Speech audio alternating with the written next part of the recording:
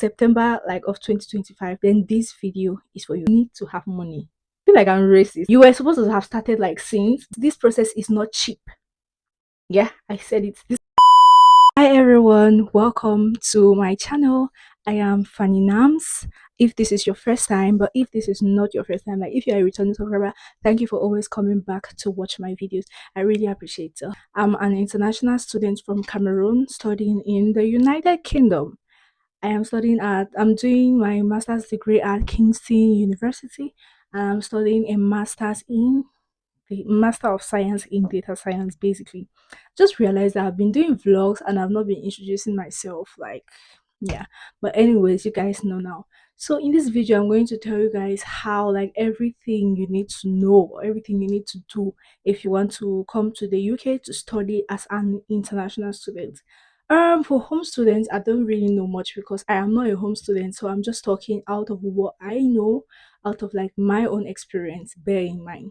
Disclaimer, disclaimer, disclaimer. I am not an immigration officer or anything of that sort.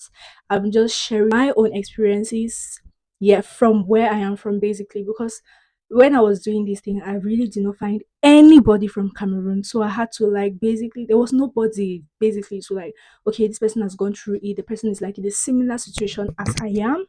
There was nobody, but I'm here for you guys. I've taken upon myself to be there for you guys. So yeah, I have my notes.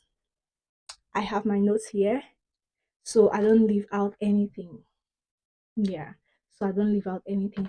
So if you are planning to come to the UK to study in 2025 in September like of 2025, then this video is for you. Even if you don't want to come in September of 2025, whenever you want to come, like that September intake or January intake, whenever, this video is for you. So the first thing you have to know if you want to study in the UK or any other country like abroad, basically, you need to have a course. You need to know what you want to study. Yeah, you need to know what you want to study. I will be using myself as an example like throughout this video because why not? So I knew what I wanted to study. I knew I wanted to do like a master's in data science. So what I did, that's the next thing. I have my course. Bear in mind, guys, you guys should keep track. I have my course. So the next thing is find a school. So I just went on Google and searched UK universities that offer a master's degree in data science. So I just went up there and Google gave me like there's a lot, guys. You don't need to ask anybody, you don't need to pay, and like bear in mind and get all these things, everything by myself, no agents, nothing. So I know what I'm telling you guys, and you can also do it. Save that money that you want to give that agent, save it, because this process is not cheap. So why you can do it by yourself through this information I'm giving you and more information that you are going to research on. So why do you the money that you can use to do something else? Why do you want to pay an agent? That okay, okay. Let me not say what I wanted to say. I don't want to spoil people's businesses here. But anyways, save that money. You don't need an agent to do this. So just go on Google and search masters in this course in the UK, and tons of schools will come out, guys. Tons of schools will come out. And bear in mind, when you start this journey, you need to be patient. You need to exercise patience in everything. You don't need to rush. That's why you have to start now. So by September, you will be here. You were supposed to have started like since, but there is still hope. There is still hope. This is February, there is still hope. So you need to start now. So by September, you will be here if you want to. Just need to go to the school's website and just like check the requirements, the eligibility, the tuition, where the school is located is very, very important. The kind of school is very, very important. You are an international student, so you don't want to go somewhere that the international student rate is low, because this country is a lot. So you need people who are like you, you need to be surrounded with people who are like you, so at least you don't feel alone. So if you go to a school that the international student rate is really low, it's going to have a big turn on you. It's going to have a big turn on you. So just choose a school that like a lot of blacks are. It feels weird saying this. I feel like I'm racist. Am I? No, I'm not. Like a lot of blacks are there, and like so you just have that sense of belonging, that sense of community, and so on. So now you have a school. What next? You have checked the eligibility criteria, you have checked the the location of the school, you have checked the tuition, and everything is checked for you. Everything is like okay for you.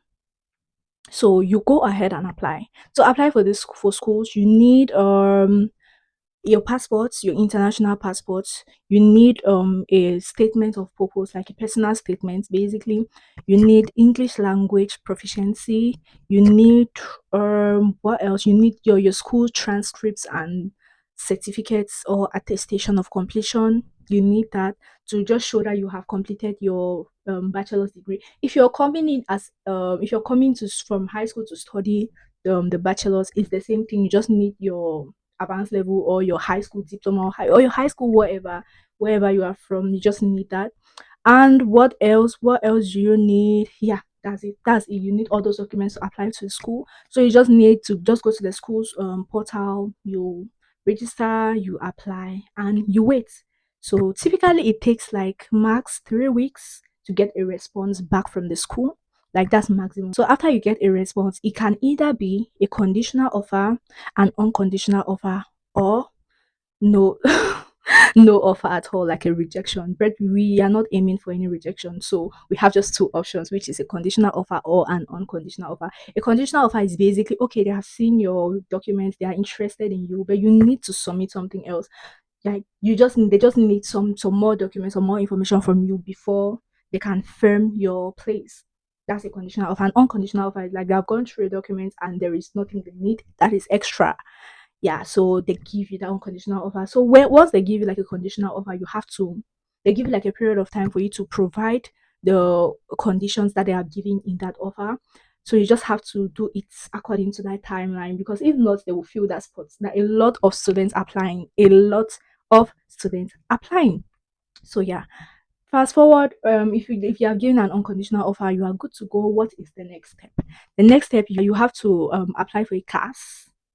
Called the CAS is like confirmation of acceptance of study. You need to apply for your CAS. You need to pay a deposit. It depends on the school. My school was like £5,000. That's the deposit.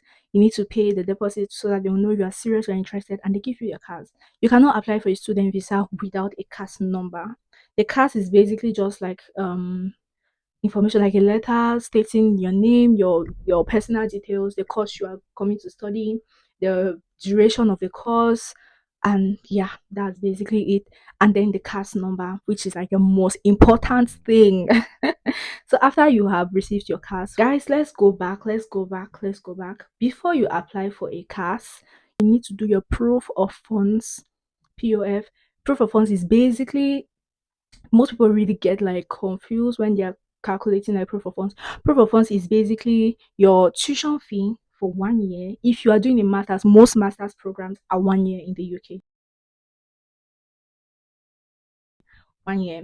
So, but if you're doing a bachelor's, proof of funds is basically your tuition fee for 1 year plus maintenance funds. Maintenance funds differs if you're in London or out of London. So if you're in London, your maintenance funds is actually £1,334. But if you're out of London, it's 1,034 £23 basically. I'm just looking at my notes here so I don't give you guys wrong info. If you're out of London, it's actually 1,020, so it's cheaper because obviously London is much more expensive than other parts of England or of UK. So yeah, after that, when you do your proof of funds, you're supposed to keep you are when you add these two sums, these two amounts, you're supposed to keep that money in an account for 28 days. And the money is not supposed to drop. Exchange rates, it fluctuates and everything, so you need to know the specific amount. And there's this website that all schools are going to send to you whenever it comes to like money matters or everything. They call it Owando. Is it Owando or Owanda? Yeah, so basically just use it to do like conversion rates and everything, and then you go ahead and do your proof of funds. Just keep that money. It's always good to keep extra, guys. If your proof of funds together is, let's say, £20,000, just keep like £25,000 in that account. I'm calling all of this in pounds so you can do the conversion from wherever you are coming from wherever country you are coming from. So just keep like £25,000 because you don't know what might happen. Exchange rate can skyrocket from 700 to 1,000. So you just need to be on the safe side. After the proof of funds is completed, what do? You now print out the statements, the bank statements. You print out the bank statements, and this is when you now go to do your tuberculosis test. Yeah, your TB test. TB test is basically they just scan your chest. There's nothing. When I had tuberculosis test, I was like, okay, but it's not that deep. They just scan your chest. It doesn't even take up to an hour when you go to scan your chest. But the place that you go to, it depends. Sometimes it's very like, oh my god, if you're in Cameroon, this place IOM, they call it the center is IOM, and there's just one center in the whole of Cameroon, and some other neighboring countries don't have this IOM, so they come to Cameroon to come and do it. Imagine it is so populated, so you need to book and be fast. You need to book and be fast. That you cannot just go to any hospital and do a TB test. No, there is a specific hospital that is recognized by UKVI. If you don't go to IOM, you have not done a TB test, and it will be cancelled. You need to do it at that clinic, that particular clinic. So if you're in Cameroon, this clinic is opposite the American embassy in is it Bastos or wherever that is. Yeah, it's opposite the American embassy. They give you your certificate that very day. So you don't need to go and come back. So that very day you get your certificate, and obviously you don't have tuberculosis. Obviously. If you have it, no words for you, right? Obviously you don't have tuberculosis. So now you have your tuberculosis certificate, you have your proof of funds, you have your CAS number, you have all the documents that you use to apply for to get admission into the school. That's your transcript, your certificates, your attestation, your personal statements, recommendation. I forgot you need a recommendation letter to apply for to a school. A recommendation letter either from um you need two letters, one from any lecturer at your school. If you are coming to do a master's, you need a recommendation from any lecturer from your undergrad university, or you need and not all, and you need another one from like any work, anything that you have done, maybe an internship, a job, you just need two, one from two of those settings, like a school setting and a work kind of setting. You need those recommendation letters. Some schools will want these individuals to send the recommendation letters directly to them, while other schools don't really mind. Like my school, I sent it by myself, so they were not really specific about who is sending what. So yeah, you need that too. And what else? Your passport, obviously, and the offer, the conditional offer that is the unconditional offer letter that the school has sent to you. And yeah, those are all the documents that you need. Now you can go ahead and apply for your visa. Yeah, the most interesting part. You can go ahead and apply for your visa. Feel basic like information. I think the first page is like personal details. The next page is like criminal records. And then just like that, just that a lot of pages. And after that, you will now pay like your IHS fee. No, you pay your visa fee first. When you pay your visa fee, the visa fee was around 645 US dollars. So just convert that to your currency. It was 645 US dollars at the time I was doing mine. So I don't know if it has changed now, but that should be. I'm just giving you guys this so you know like the range, you have an idea, and so on. And when you pay your visa fee, that is not all. So they're going to redirect you to the TLS page. That's the third party between your country and the UK. So in Cameroon, it is TLS contacts. So they're going to redirect you to the TLS contact page where you have to like book your biometrics. So before you book your biometrics, you have to like submit your document. You can either choose to submit your documents, or you go to the when is your biometric day, when is your appointment day, you go there and they scan and submit the documents for you. But I did that by myself because like I said, I didn't want to pay because when you choose assisted service, you need to pay. But I chose self service, so I had to scan all of my documents by myself and I submitted by myself. Guys, the way oh my days! And before you even move to like before they redirect you to that page, to the TLS page, UKVI after your visa application and everything, they'll send you a checklist. A checklist is just like showing all the documents you have to submit, so you don't need to worry too much on, oh, have I this document. You just know if you don't submit any document, it means it's just your fault. It's not like you did not know. because they send you all the documents. They list a checklist of all the documents you need to submit. So all the documents were there. So I was looking, looking. I remember my dad was there. He was like, "Hope you have submitted this one." I hope, like, oh my god, it was like, ugh, it was hectic. So because when you choose self-service, when you submit all of those documents, as you click submit, there is no going back. Yeah, there is no going back. So, and you don't want a situation where maybe your visa is denied because of the documents. I think most times, if your application lacks any documents, UKVI is going to contact you for you to submit the documents. But you can never be too sure. You can never be too sure. Like, it happens to some people. You might be unfortunate. That's not the prayer here, but it's just like, I'm just trying to say you should just be careful while doing it. So after you submit all those documents, like I'm re-emphasizing on the documents again. Your uni certificates, your transcripts, the two recommendation letters from your workplace and your school, some like a CV, but it's not really like a big deal. Personal statements, your passports, your English proficiency, that's IELTS or TOEFL, or I use my advanced level English because I studied in English basically. So if you study in English, you can use your English language certificate or whatever that proves that you study in English, whatever. But if not, you have to write IELTS. Proof of funds, the proof of funds that you kept for 30 days, you need to submit the bank statement, and then your unconditional offer. So those are the documents you have to submit while you're doing your visa, whatever. So, but this is just like the base. You need to check the UKVI checklist that they send to you to make sure that there is nothing extra they are demanding from you. Don't just carry what I'm saying and go. You need to check. Yeah. And don't forget, like I said, your passport. Because while we are planning to study abroad and you don't submit your passport or you forget to submit your passport, so yeah, when you submit, and yeah, at the end, what else? You just need to book a date. You need to pay. When you book a date, you need to book a date. Just pick like the earliest date closest to the time, the day from when you submitted and everything. So after that, yeah, they'll redirect you to pay your IHS fee, and the IHS fee costs 2,555 US dollars. God. This IHS is so expensive. If you don't know what IHS fee means, it's just like immigration healthcare surcharge. Like, it's just like government healthcare.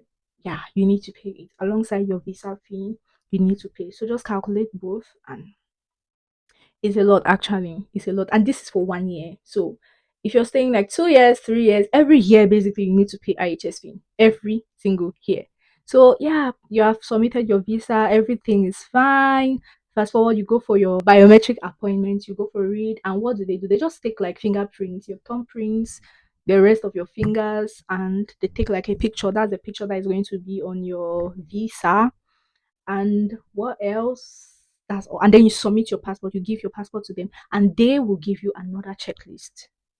They will give you another checklist, and this checklist, it contains like all the documents you submitted and the documents that you have to bring when you're coming to collect your passport. Because since it's a third party, so you need everything, visa, it goes through them. So you submitted your passport through them and you collect your passport from them.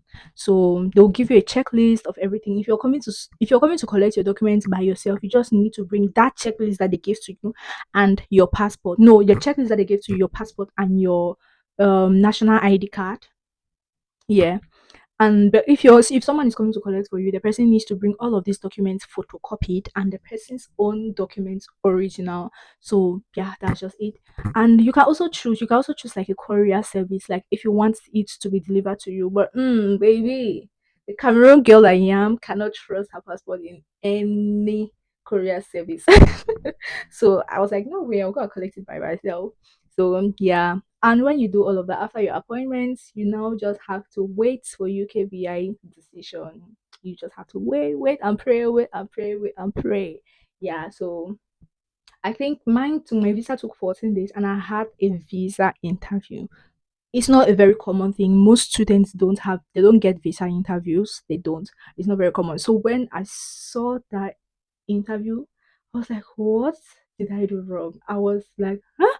What did I do wrong? I started checking, like, did I not submit it? Like, it was a lot, but I just decided to calm down and I prepared for the interview, guys. Just prepare for the interview. Know why you decided to study in the UK, and not your home country, or and not any other top study destination in the world like Canada, USA, Germany, Australia. Just know why. And when you're doing this, you have to gas them up. Make them feel like, oh, if it's not UK, it's nowhere else. Like, what do you mean?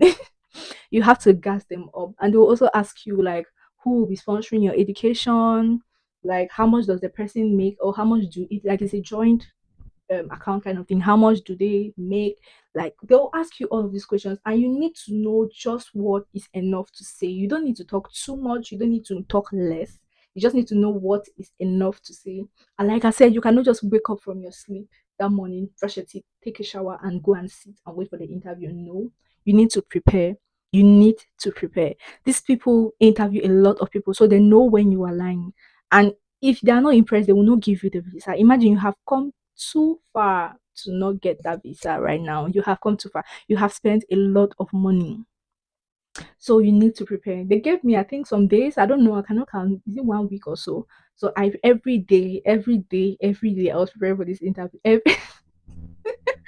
Oh god, it's funny now, but by at that time I was scared and I was like, okay. So yeah, if you need me to do a video on the questions and like probably how to answer these questions, I will do that for you guys. Okay. So yeah, after that I got the interview, and it was, I think, the next day, no, 2 days later, they sent me an email that, no, TLS sent me an email first that your passport is ready for collection. So when TLS sends you that email, you don't know what is inside. They just send, they themselves, I don't think they know. I don't know. I don't know if they know, but you don't know what's inside. They just send you an email. Your passport is ready for collection. So until UKVI sends you another email saying, oh, your visa was successful, till then you don't know what is inside. The day you decide to embark on this training, two things: you need to do research and you need to have money. If you're not on any form of scholarship or anything, you need money. You need money if you're not on any scholarship to do these processes, because at every given process you have to pay something. At every given process you have to pay something. And exchange rate is really not friendly. So you need those two things. You need to do your research. Even if you want to pay any agent, which I don't agree, but I cannot hold your hands to say don't pay an agent. Even if you want to pay an agent, you need to do that research on your own, because just imagine you have an interview. You need to know the steps, you need to know these things, and there's just an agent that has done everything for you. No, you need to do your own research. At every step, ask the agent, okay, well, what is this step? What does it mean? Like, just ask questions. If you don't understand anything, go to your school, email them, email them, email them, email them. Don't be scared. They will reply, they will respond to you. Like, email them. There are some schools that do like precast interview, like before they give you your cast they interview you, but my school did not do that. So just UKVI interviewed me. Some schools do like precast interview, and if you get a precast interview, basically the same questions, that's what you will get for your, if you, that's what they will ask you if they invite you for like a visa interview. It's basically the same questions. So you need to prepare. You need, I'm emphasizing on you need to prepare, because it is very essential. It is very, very essential for you to come this far and get your visa. It's a must, guys. And at the end of the day, if you're a religious person, you need to pray, because sometimes you don't know, you might do everything correct and something that you don't even know just comes and obstructs you. So you need to pray. You need to pray. You need to pray. So yeah, that's just basically it. And after 14 days, you get your visa. I got my visa on the 14th day. Like, I'll never forget that day. I was so, was it June or July? Yeah. And it's very essential for you to start your process early. I think I started in is it February or March? No, I started in March and I finished, like, I got my visa in July. Yeah. So it's very essential for you to start early, because even though UK immigration process, like if you're coming to the UK as a student, it doesn't really take much time. Yeah.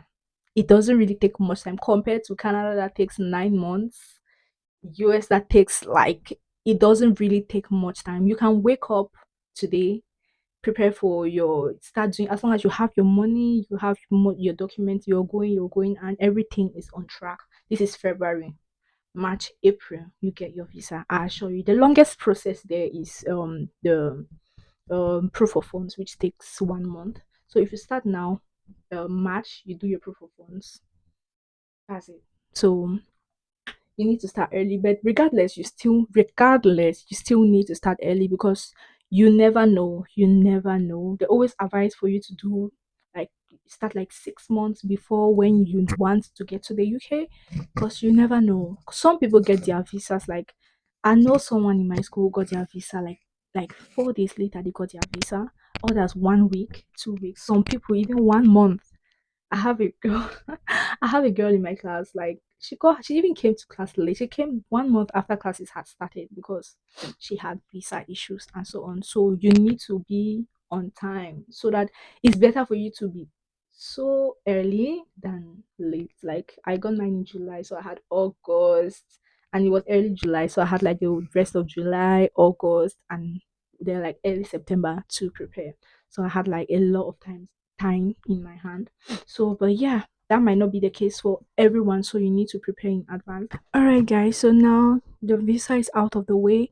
The last thing is you have to sort out your accommodation. Where will you live? So I think this is something that even before you apply for your visa, you're supposed to like checking options. Do you want to live like in a student accommodation, like owned by the school, or do you want to like rent a house and live with like basically like a shared, everything is shared, but like a house shared with like it's a house. Where I live is like a flat. But do you want to live in a house? Do you want to live in like, you just have to weigh your options. There are a lot of places that you can check for like accommodation. There's Right Move, there's Amber Students, there is it house rentals or what? Just go online. Like I said, you need to be willing to always like check and confirm things by yourself. Go online, check, and do not make any payments until you see the place. If it is not owned by your school, because if it's by your school, you have an assurance. You're like, what do you mean? But you can pay it to someone, and maybe it is a scam. So you don't make any payments if it is not like a housing owned by the school. Do not make any payments. It's like a house owned by maybe a landlord or whatever, and you go there, you cannot find the place. You don't even know, like you're calling and nobody's speaking. So spare yourself all that drama. Do not pay for any house until you are in the UK. Please do not do that. And I think the safest option is just to go with like your school's accommodation. After a while, if you feel like you don't want it anymore, you can always like end your tenancy and find somewhere else. But just to be on the safe side, please go with your school's accommodation, or you can live with someone. If you know someone who is in the UK, you can live with them for a while, and while you are looking for your own place, and after that you move. So yeah, that's just basically it about accommodation. Check online. There are a lot of websites that you can check from. You can even check from like Facebook Marketplace. Just check. I've told you guys everything you need to know about applying to study in the UK as an international student. Hope you know. And if you have any questions, do not hesitate to leave it in the comment below.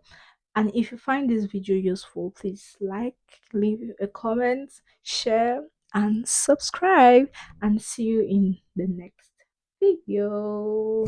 Bye.